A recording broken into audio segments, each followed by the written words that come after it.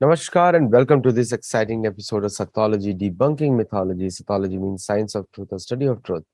Opposite of that is mythology, which means science or study of fake, lie, or imagination. Sattology builds your identity and mythology destroys your identity.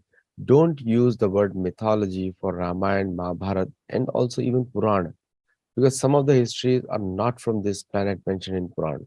They are from other places, and interactions have been recorded just to show that the entire campaign of UFO or UAPs nowadays is actually due to ignorance of Vedic heritage. That people have been traveling between planets all over the world, and we see that in Ramayana mentioned many times. We see Mahabharata mentions many times. It's so commonly mentioned that it is not considered even a surprise. Of late, the Western world, especially the ignorant part of the Western world, there are many intelligent people out there who know all these Vedic histories and who do not get into such kind of conspiracy theories. The interplanetary travel is mentioned many times in many parts of the Shastras, Itihas, and also yoga process also has that element to it. And my last book was out, and that how people used to travel using yoga science as well. So without delay, let's welcome Jeevan Rao on continuing the Ramayana series. So welcome, Jeevan. Namaste, Aditya. Namaste, namaste. So the historicity, one thing really surprises now, since we've been doing so many sessions on historicity of Ramayana, including some of the, Dr. Rajesh Kumar Singh also came, and Nilesh and I first started this series on Sugriva's Atlas. Hmm. And because he travels all over the world for many reasons. Now, but the essential facts. So the whole Ramayana consists of 24,000 shloka. And Hmm. Ramayana has a lot of information just other than Ramayana also, from Puran, from Veda. Atharva Veda mantra is being used for Bhagwan Ram's marriage. So, Hmm. so today we'll, as we go further, so we are coming down south now. We were at Hmm. Rajasthan and Hmm. we came to Kishkinda, and now we are going further south. Hmm. So, one question to you before you start the presentation is that how do you triage the information Hmm. from a particular incident and verify it from other geographical sources also, and there Hmm. are Puranic sources also. How do you do that? Hmm. True. I mean, it's a very good starting point actually, because in today's presentation, I will be showing how I triangulated this current geography, whichever I'm going to show today. So basically, while reading the text, right, first we should look out for identifiable pointers. Like we cannot just take some generic description of any place and say that this is the geography poison. No, that can't happen. So we should look for identifiable specific geography pointers. For example, in Jatayu's case, we saw that we used Godavari, river Godavari, as a pointer, as a geography poison. Right. Similarly, in Mahendragiri, we used Agastya Malai and River Tamraparani. So those things we can identify even in present day. So similarly, but we can't just use description of forest and hills. I mean, random descriptions of forest and hills and say that okay, so this place is having forest, so this is the place Ramayana is talking about. So we should not be doing that. So first thing we should look for explicit descriptions, and then I mean first we should look this from the primary source, which in our case is Ramayana. Only after going through Ramayana we should look for secondary sources like Mahabharata and Puranas. So that's my philosophy actually. You're absolutely right, because once and my simple goal is, and we have discussed many times in Nilesh as well, that rivers can move, mountains cannot, because mountains will always say mountains. So if you look at the Ramayana Mahabharata, everything is given a reference of a hill or a peak or a mountain. Ishan Kon, this Purva, Yeah. Uttar, Pashchimi, like that. Like Shonabhadra River, very beautiful description in Valmiki Ramayana. So during Valmiki Ramayana, it is flowing between the Girivraj mountains. But in Mahabharata, it is going north. It is not flowing through Mm-hmm. that. And we can see that today. So let's get started and then we'll continue with these questions. I'm sharing my screen. Can you see my presentation, Yes, Aditya ji? you can see that. So today we are going to see about Sampathi. Sampathi is actually a very underrated character of Ramayana, actually, because first of all, Sampathi is the elder brother of Jatayu, and it is not a overstatement to say that without Sampathi there would have been no Sundarakand or Yuddhakand of Ramayana. So we will see why I am saying that. A quick recap. In the first episode, we saw that Ravana abducted Sita from Panchavati and Jatayu fought Ravan and he died at Taket, Maharashtra. And then Ram meets Jatayu and afterwards, after getting the direction from Jatayu, he moves further and meets Kabanda. And then after defeating Kabanda, Kabanda informs Ram to go to Kishkinda and get help from Sugriva. Then Ram and Lakshman come to Kishkinda. They meet Sugriva, and Ram promises to kill Vali in exchange for help. So after Rama kills Vali, Sugriva sends his Vanara troops in every direction to search for Sita, and Sugriva chooses the strongest of them, a group comprising of Angada, Hanuman, Jambavanta for southern direction.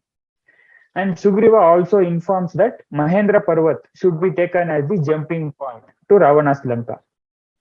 And in the second episode, we saw that Mahendra Parvat lies on the southern tip of Indian subcontinent, around Kanyakumari.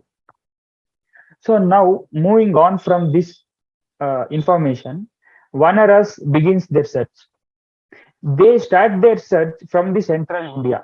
They start their search from the Vindhya mountains. So they go through the entire uh, direction given by Sugriva. They cover the entire southern India, but they fail to find Sita. So after getting frustrated, they just sit together and they decide to conduct their search once again. So what we will do in this episode is first we will just see the chronological narration, what happens, and then we will get into geographical analysis. So first we will see the search of Vanaras and then a Swayamprabha situation and Sampati's testimony.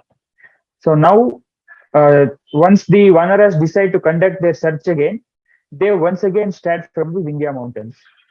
Sahatara Angadabhyam to Sangamya Hanuman Kapihi. Vichinoti cha Vindyasya Guha cha Gahanani cha. Associated with Angada, Tara and others, Hanuman searched the caves and forests of Vindhya range.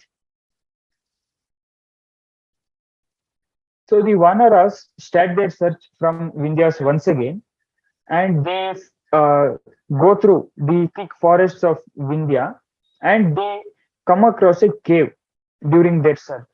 So Ramayana calls this cave as Rikshabila. So this is actually a very important point because by this time already the Vanaras were exhausted by their search and they were very desperate for food.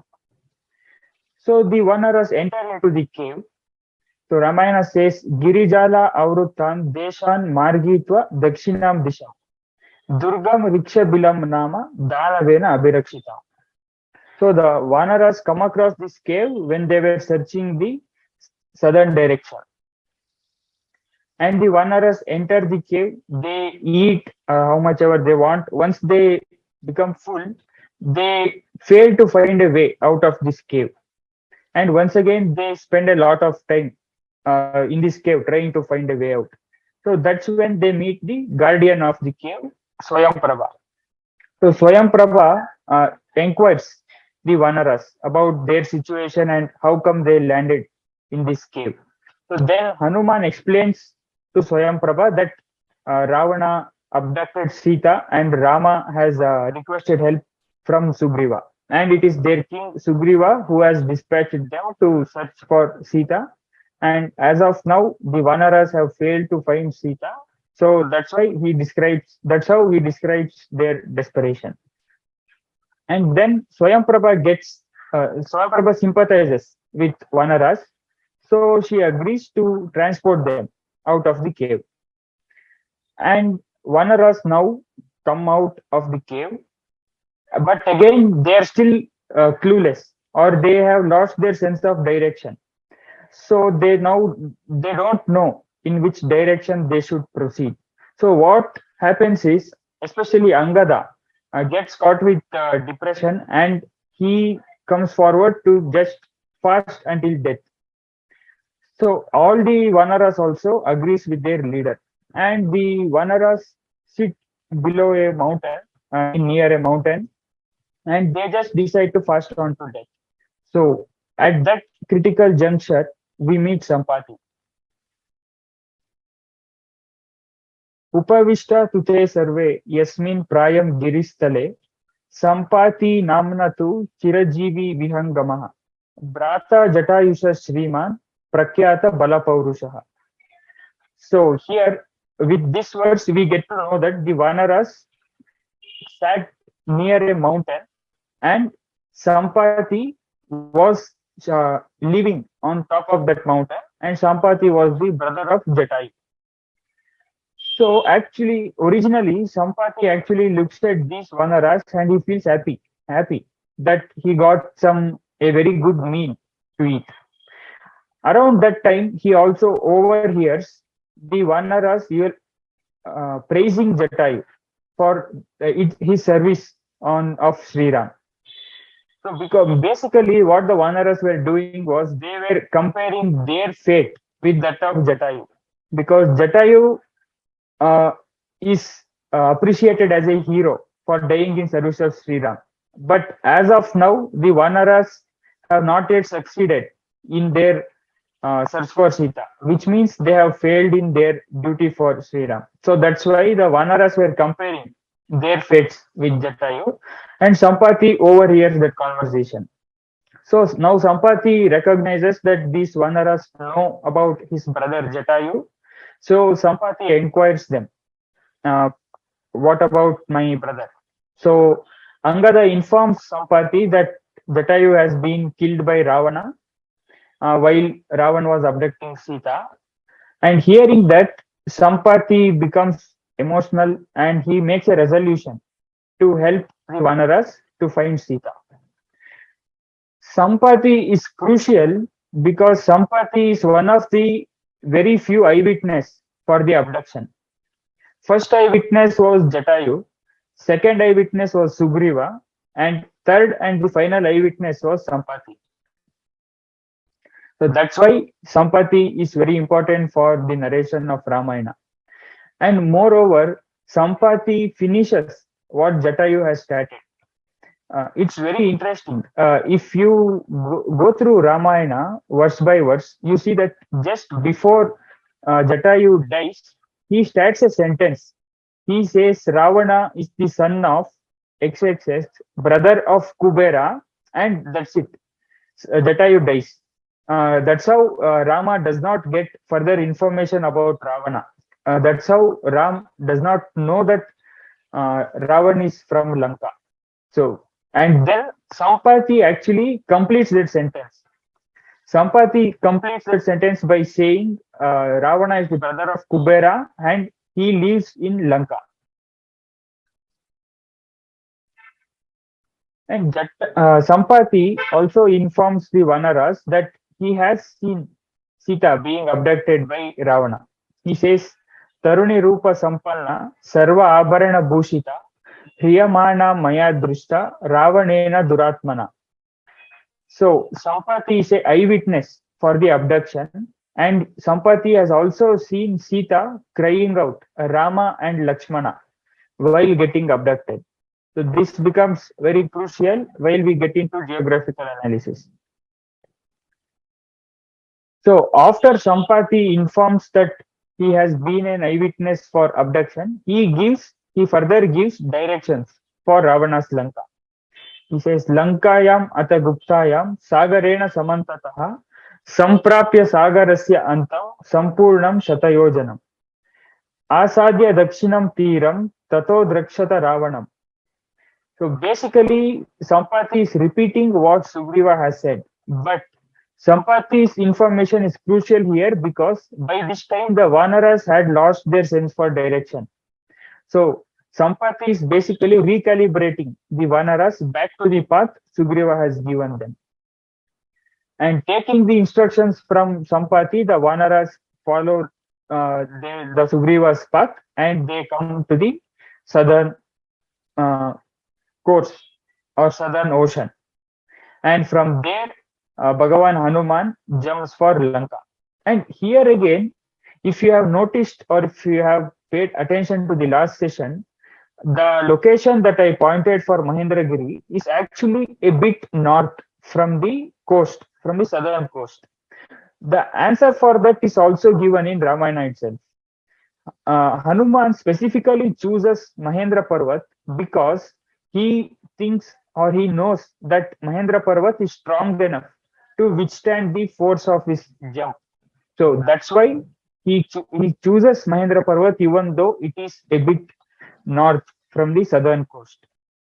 Hanuman says, Yeshu Vegam Gamishyami Mahendra Shikareshu Aham Nana Druma Vikirneshu Dhatu Nishpada Shobhishu Yetani Mama Vegam Hi Shikarani Mahantisha.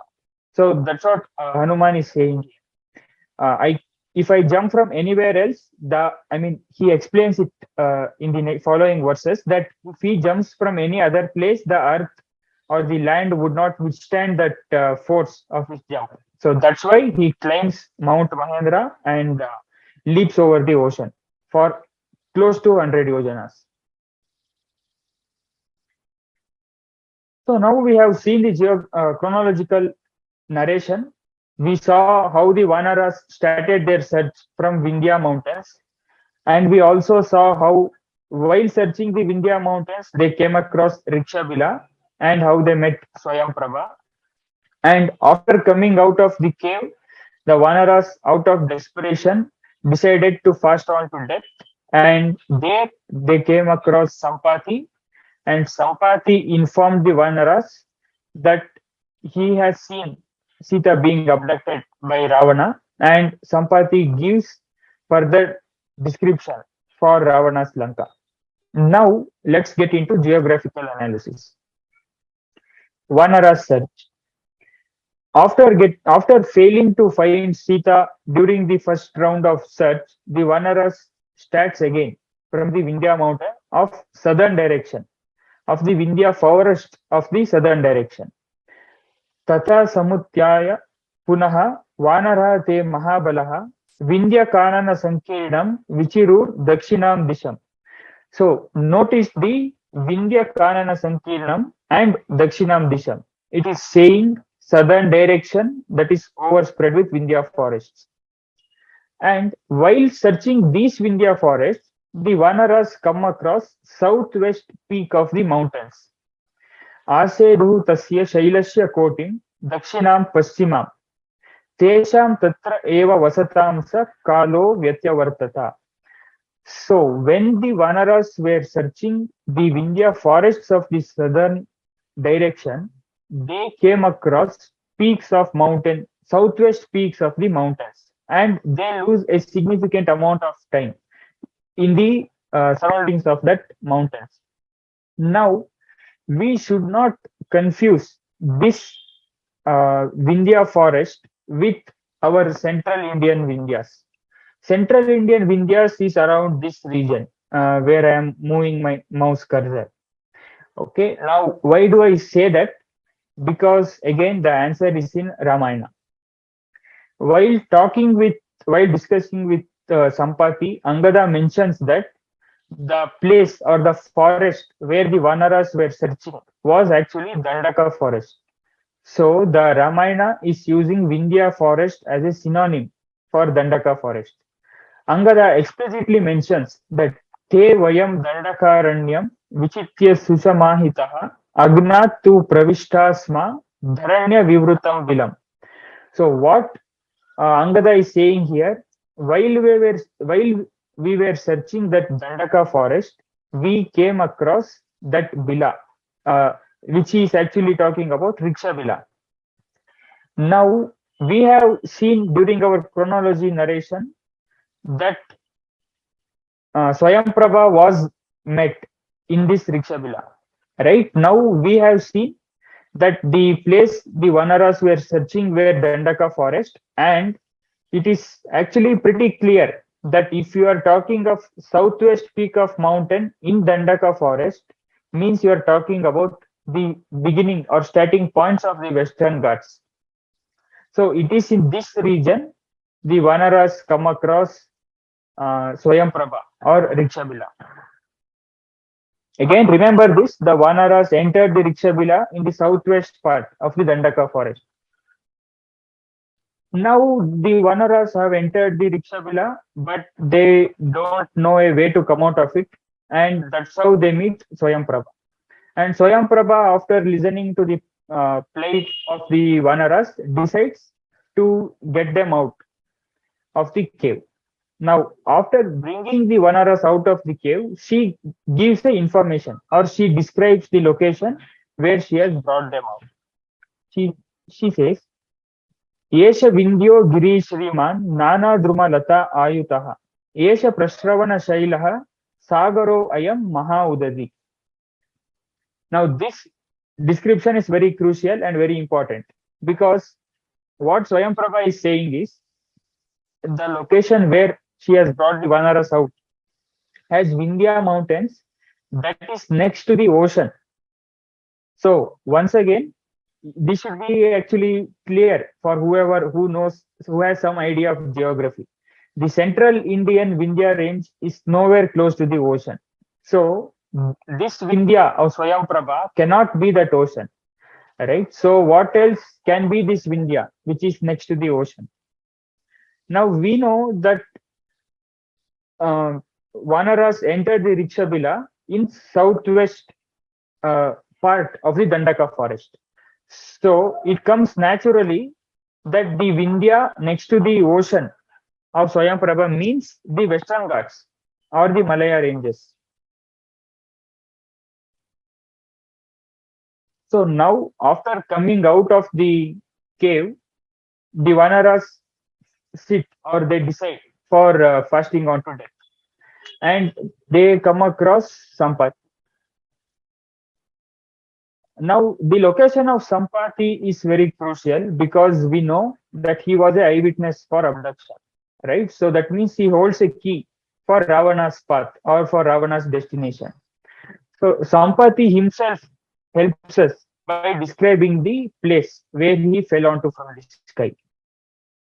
पृष्ठपक्षी गण अकीर्णः कंदर उदर कूटवान् दक्षिणस्य उदधे तीरे विन्द्यो आयम इति निश्चितः. Notice that Dakshinasya Udade Tire Vindyo. This is practically the same definition given by Swayamprabha for her Vindhya range. Right? So again, our central Indian Vindhya is nowhere close to the ocean, let alone southern ocean. So Vindhya at the coast of southern ocean is again a clear corroboration for our identification of Sampathis and also Swayamprabha's Vindhya range.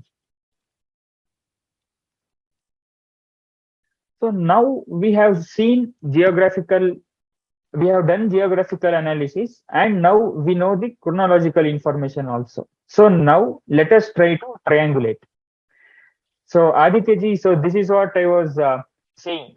While triangulating, we will look at explicit or specific geographical pointers, and then we just we try to find our precise location.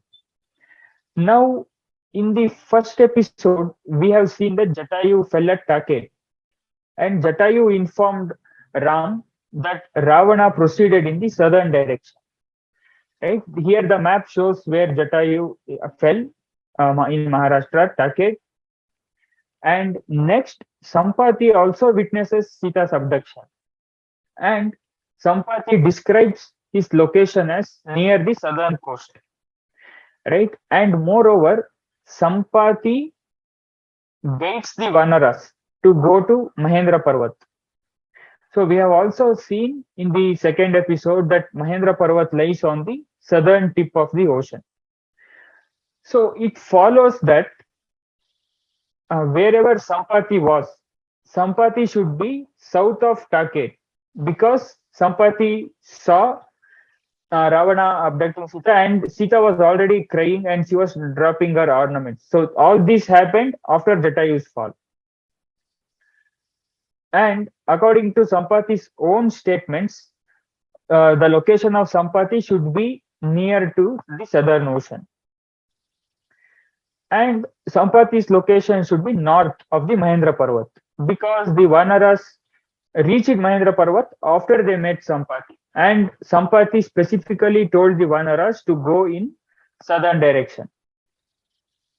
That means we are practically looking at a region in the highlighted region. Wherever Sampathi should be, he should be located around this, within this highlighted region. So is it possible, or how can we search through this enormous piece of land, right? Luckily for us, the solution or the precise location was hiding in plain sight all along. It's called as Chadayamangalam. It's present in Kerala, and recently it has become very famous for its Jatayu Earth Center Park. The local legend has it that Jatayu fell on top of this hill, and Sri Ram met Jatayu there and performed the final rites of Jatayu. Now, we have seen in the first episode that Jatayu fell near Janasthan, right? And Jatayu fell to the north of Kishkinda. And Sri Ram performed the final rites of Jatayu at the banks of river Godavari. Now, Chadayamangalam does not satisfy any of those conditions. Chadayamangalam is situated in Kerala, right? It is 700 kilometers south of Kishkinda. So you can calculate how much far away it is from Janasthan. And Chadayamangalam is nowhere close to river Godavari also. So Jatayu cannot fall at Chadayamangalam, according to the descriptions of Ramayana itself. And moreover, the devil lies in the details. Here, the local legend is saying Jatayu fell on top of the hill. However, Ramayan does not say Jatayu fell on top of a hill. Ramayana actually says Jatayu fell on the ground. But do you know who the Ramayana says to have fallen on top of a hill? It is Sampathi. Sampathi fell on top of a hill. Nirdagda patra patito vindye aham vanarshabha aham asmin vasan bratu pravrittincha upalakshaye. So here Sampathi himself is declaring that he fell on top of Mount Vindhya. He fell on top of Vindhya. So now this is the Jatayu Earth Center of Chadayamangalam. So we can see how beautifully actually Chadayamangalam corroborates the descriptions for Sampathi, whereas it does not corroborate any of the descriptions for Jatayu. And this shows the location in map where Chadayamangalam is located. As you can see, it is north of Mahendra Parvat, and it is south of Taked, and it is very close to the ocean.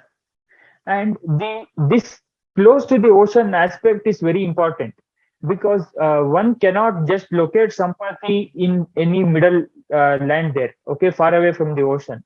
Why do I say this? Because Sampathi requests the Vanaras to take him to the ocean to perform the final rites of Jatayu. So that's why wherever, the location of Sampathi should be close to the ocean in order to corroborate Ramayana description. Quick summary. we saw that the Vanara group searched all over the Dandaka forest and they failed to locate Sita. And then they come across the Rikshabila in the southwest peaks of the Dandaka forest, which means Western Ghats. And there they meet Swayamprabha, and Swayamprabha brings them out near to the Malaya ranges, next to the Southern Ocean.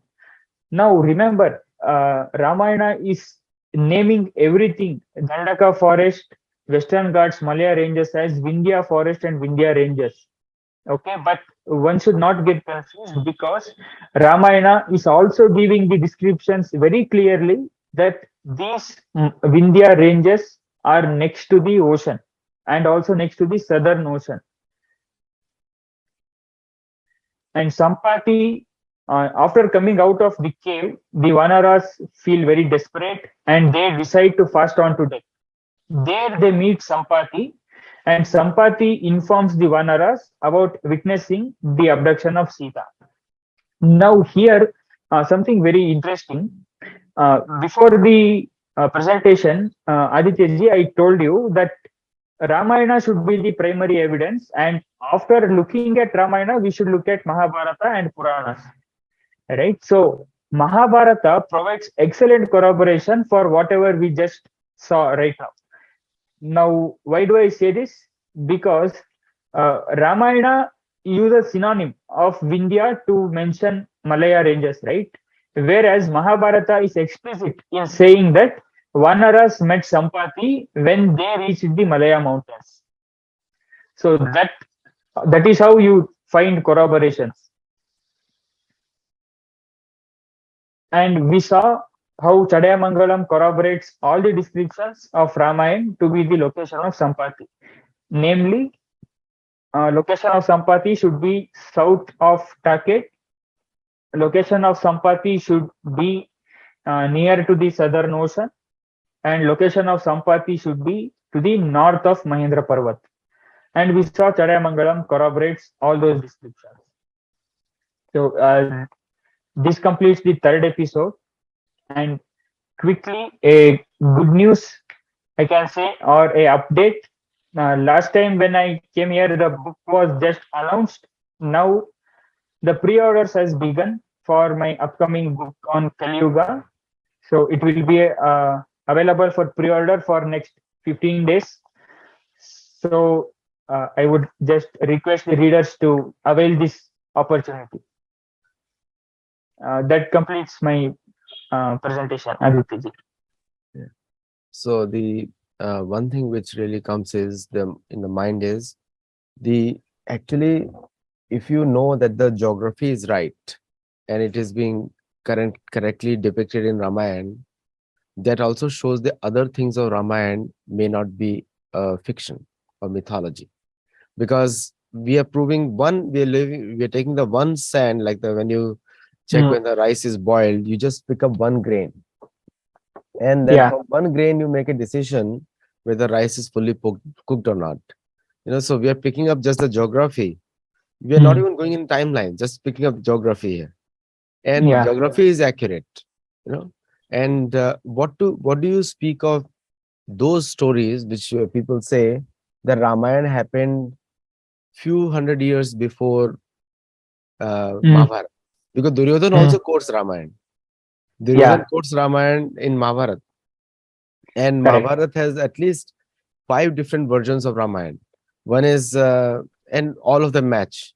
Markandeya Rishi is talking, Maitreyi is talking, then Hanumanji is telling Bhim, and then so everyone is talking. And there is one slight reference of even Vidur talking about Bhagwan Ram. Yeah. Very small, one shloka only. So which is there that even in the previous time Bhagwan Ram. So he referred to Itihas, previous times. Yeah. And Yudhishthira Maharaj says very interesting thing in Mahabharata that I have to respect the contribution of all the previous kings for maintaining the earth. That concept is lost today, because today's politicians think that they are the previous times are all mythology, all ancient. Now we are more modern. And in every era, people have thought they are more modern.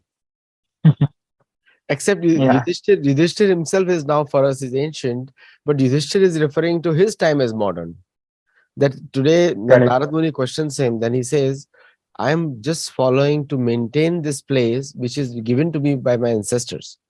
That Mm. feeling has been lost by our current politicians, whether it's a USA or India. But if you look at the entire history, and people who are, many Americans are watching, uh, and that most of the times we disconnect ourselves because of our fake national pride. So we give up our logic and reasoning, including for India. India, the different type of pride is there, that they think their history is just 300. They got independence in 1947. That's what Mm. is the history about. So that is changing now. But the entire world history is actually connected to Mahabharata, and through Mahabharata, Mm. it's connected to Ramayana. So all the previous kings have contributed something. So my question to you is that, and you can refuse or you can answer it. So Mhm. the question is, why in today's world with so many geographical proofs mentioned in Valmiki Ramayana, Mm. Ramcharitmanas of Tulsidas has continued those geographical proofs. He has not changed anything, but he did Mm. not say some things because he's propounding bhakti of Sri Ram. Mm. Few Mm. things he skipped out, not relevant to his way of contributing to Ramayana. So why do you think the current people easily get carried away by the Western propaganda of rejecting Ramayana Mm. as something epic? The moment you say epic, Mm. it's like just reject everything now. It's not relevant Yeah. today. That's what the meaning Mm. of that connotation. Very tricky question actually. So I will start with the Ramacharitmanas. Right. First thing, what we should understand is Tulsidas ji. Now, I mean, he has done a fabulous job in writing Ramcharitmanas, but we should remember that he was a product of his time. Right. For example, some of the things which he has described are not present in Valmiki Ramayana. So some of the things which he has brought up in his version of Ramayana, right? For example, I think even the Lakshman Rekha is actually from Ramcharitmanas. It's actually not in original Valmiki Ramayana. So we should understand the main aim, what the author was trying to propagate. Now, the main aim of Tulsidas ji was to propagate bhakti, whereas according to Ramayana itself, the main aim of Maharshi Valmiki was to propagate the life history of the perfect man. Right? There is a clear difference there. Valmiki ji is trying to create history record, whereas Ramcharitmanas is trying to provoke bhakti among the citizens. So that's the one thing. And second question regarding why our present generation so easily considers Ramayana as a myth. I think it's just because they are seeking validation from the West. That's it. They are seeking validation from the West.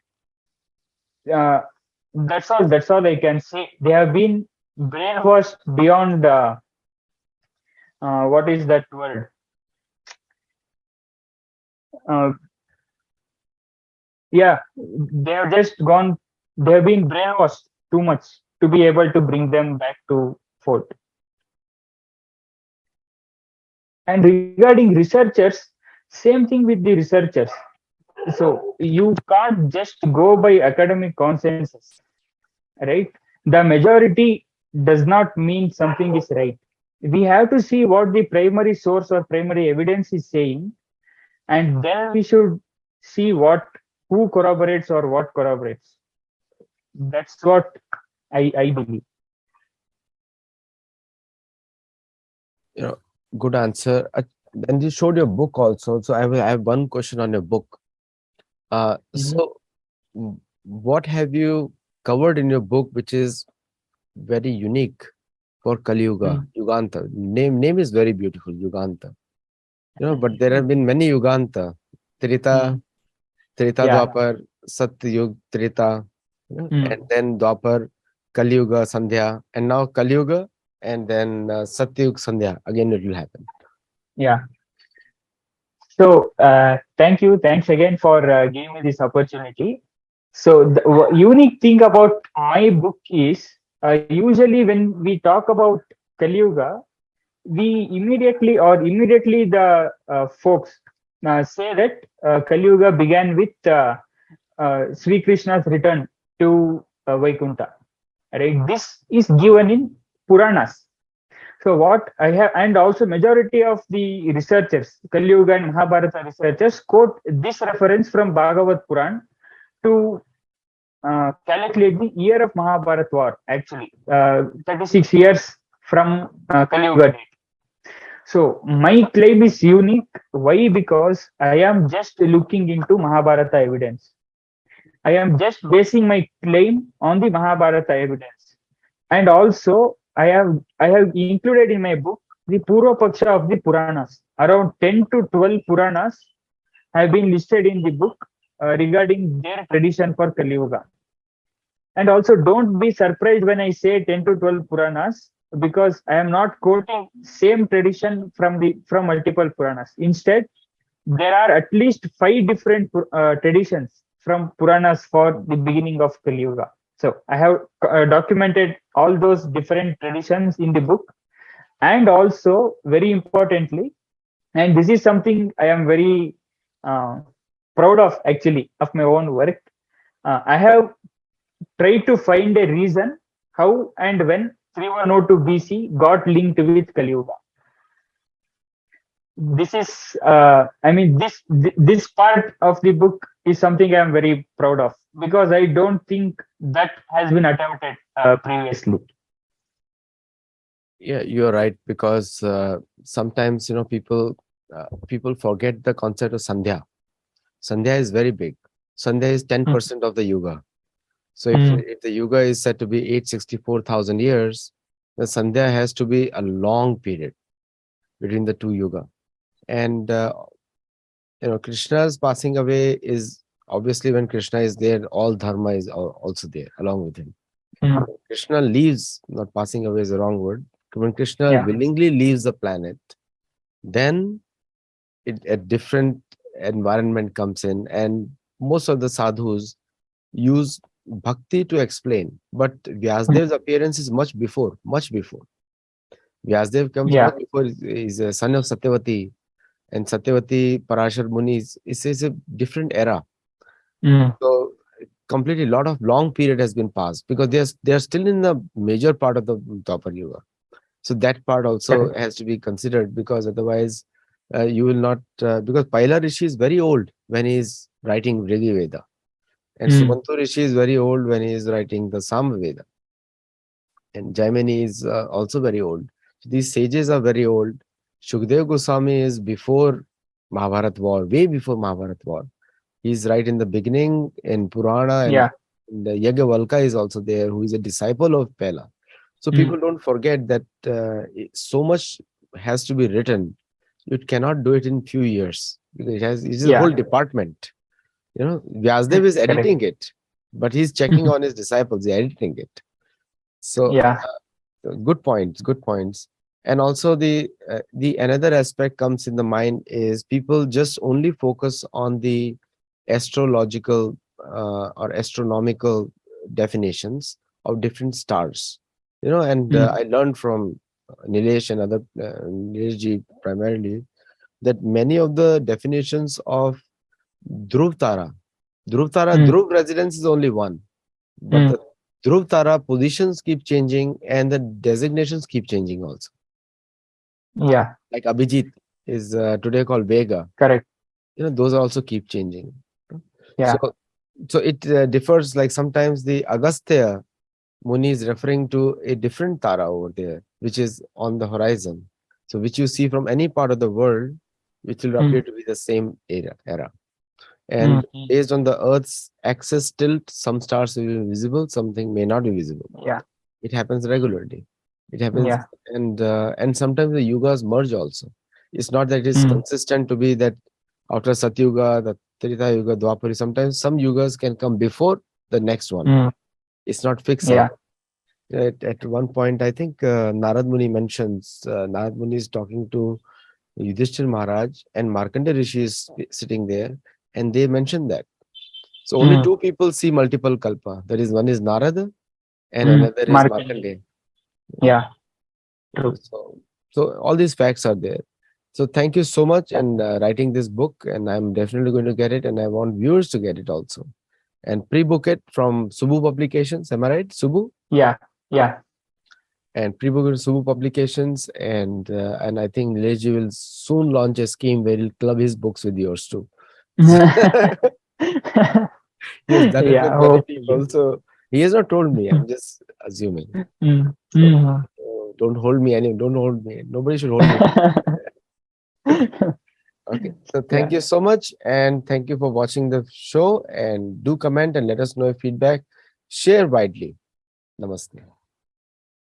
Namaste. Thank you.